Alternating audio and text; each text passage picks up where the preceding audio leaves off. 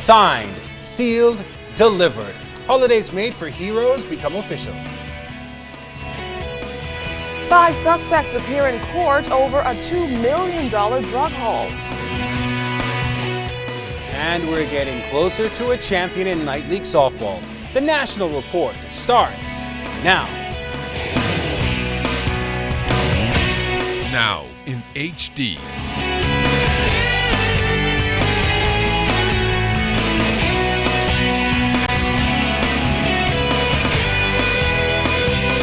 ZNS Network presents The Bahamas Tonight.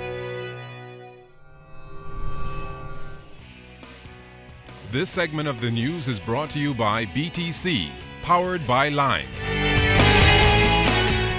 Good evening, everyone. I'm Keish Latterly. And I'm Chris Saunders. Thank you so much for joining us. A landmark event took place today at Government House. Governor General, His Excellency Sir Arthur Foulkes, officially signed 2 historic pieces of legislation, the National Heroes Act and Majority Rule Act, which recognize January 10th as a new public holiday and replaces the already existing Discovery Day holiday with National Heroes Day to be observed every second Monday during the month of October. Arjane Noel Ferguson attended the ceremony and filed this report for us.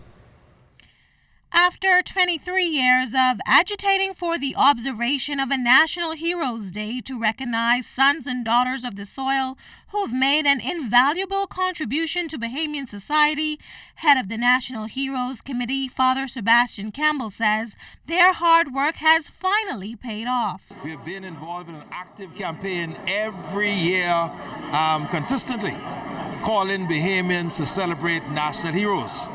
And so, in effect, we were celebrating national heroes for some 23 years, just that the government has at last caught up with us. The 2 bills were signed by His Excellency Sir Arthur Foulkes.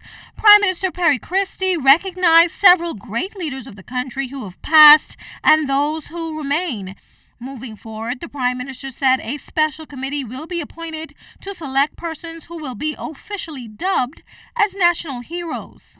Appointment to the Order of National Hero will be made by His Excellency the Governor General, who will serve as Chancellor of the Order, acting on the advice of the Prime Minister, after consultation with the Leader of the Opposition, and after consideration of the report of the Advisory Committee. This Advisory Committee I expect to be in position to name very shortly.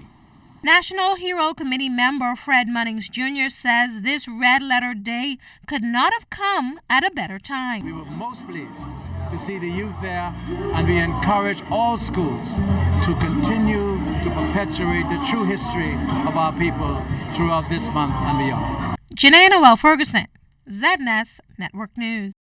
Police have wasted no time in charging 5 suspects in connection with that $1 million drug bust on Grand Bahama 2 days ago. As Fern Carey tonight tells us, the suspects, 2 of them brothers, made their first appearance in the magistrate's court today.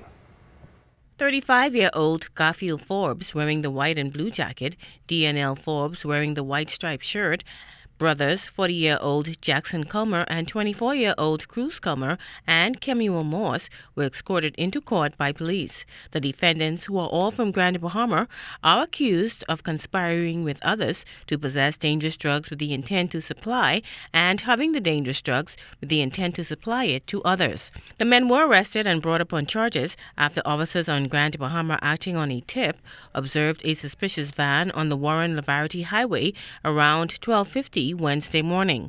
The officers attempted to stop the vehicle, but the occupants refused and a chase ensued, ending on the Fishing Hole Road.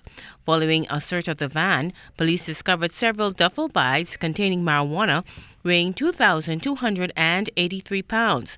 The drugs have an estimated street value of $2.3 million. In court, all of the defendants pleaded not guilty to the charges.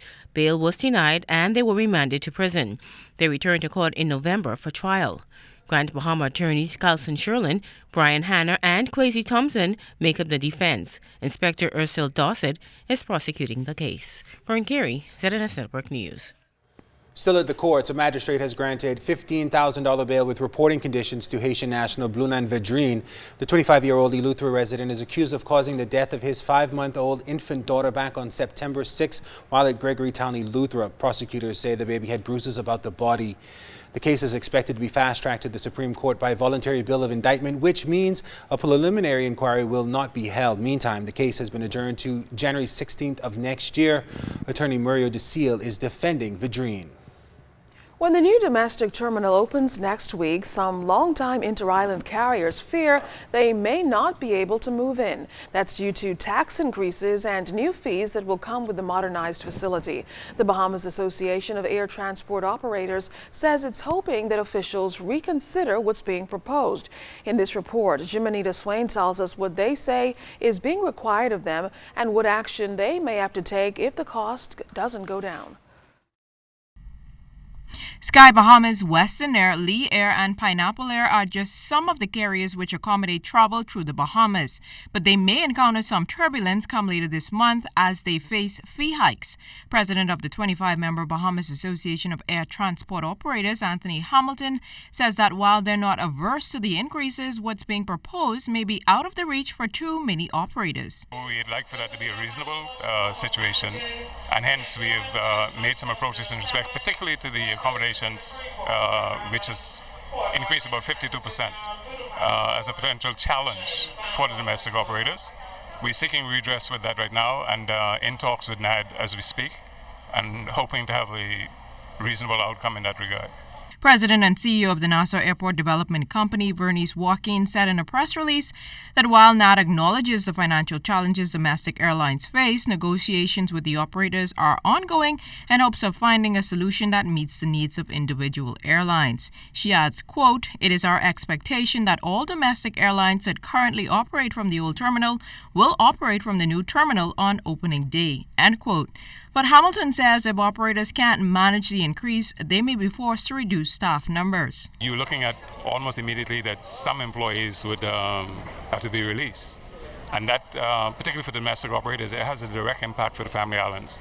When you consider the operators' contribution in the respective family island communities, employees with the domestic operators, that employee can probably be supporting 5, maybe 10 persons as far as that family household is concerned.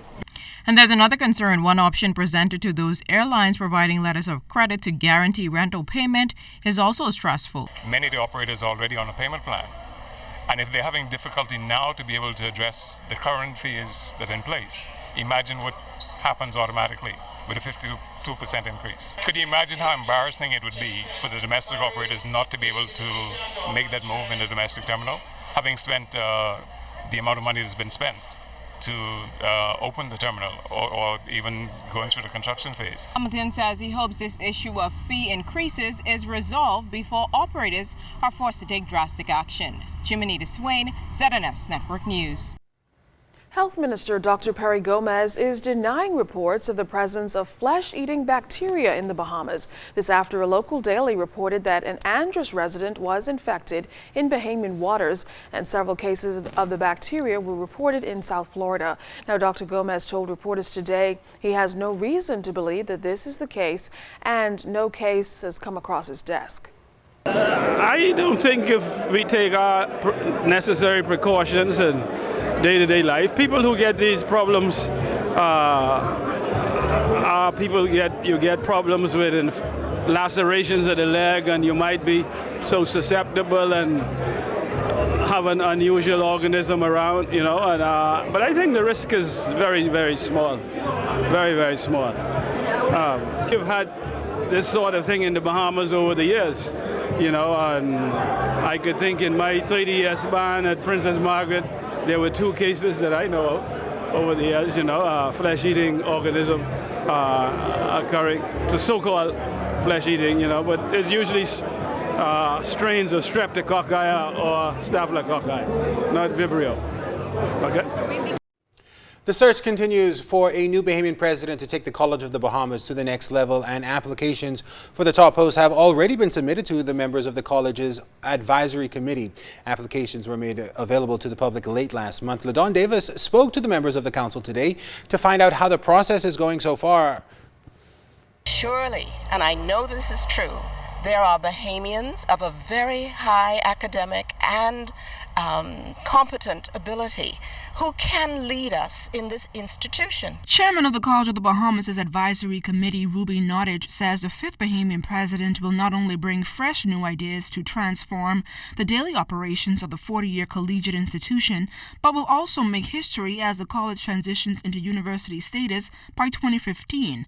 But meantime, Nottage says the process to select the best candidate is progressing very well. The process has been going very smoothly, and we're very encouraged. We have a number of applications already, but we want to make it known to the public, who I think have perhaps not heard, some of them, that we are in the midst of a search for a president of the College of the Bahamas. Vice Chairman of the Advisory Search Committee and President of COB's Alumni Association, Marcus Lang, says thousands of students enrolled at the College of the Bahamas are eager to see who will be selected to lead them over the next few years. A COBUS representative on our search committee, and they're excited. I mean, they are very happy that we're taking this direction. It's sort of starting to build a sense of pride even within the student population, and they're really looking forward to having someone that'll sort of be more in tune with the students' needs, since the students are the main stakeholders for the college. Committee member Anastasia Brown is also pleased that the college's council saw it fitting to sought qualified Bahamians to assume the top post. We have Bahamians all over the world who are making a difference and an impact in the world, and I think it is time for us to come home and make our country a better country. And I think this is the best school in the world too. So we want the College of the Bahamas to be the college for the region, so we could be turning away persons instead of just sitting there hoping someone come over. This would be the college of choice. Now, members of the advisory committee are looking for candidates with not only a wealth of experience, but with international qualifications. Now, the deadline for application is October 31st. But if you are nominating a candidate for the top post, that deadline is October 24th. Meantime, after 3 years of leadership, Dr. Betsy Vogel-Bowles' contract of employment as president of the College of the Bahamas will end on December 31st. And a new president for the College of the Bahamas will be in place by the fall of 2014. Well, still to come tonight, a student allegedly beaten by police. We'll tell you about the lesson his mother wants to teach. And the bus stop no one really planned for. The Bahamas Tonight continues after this.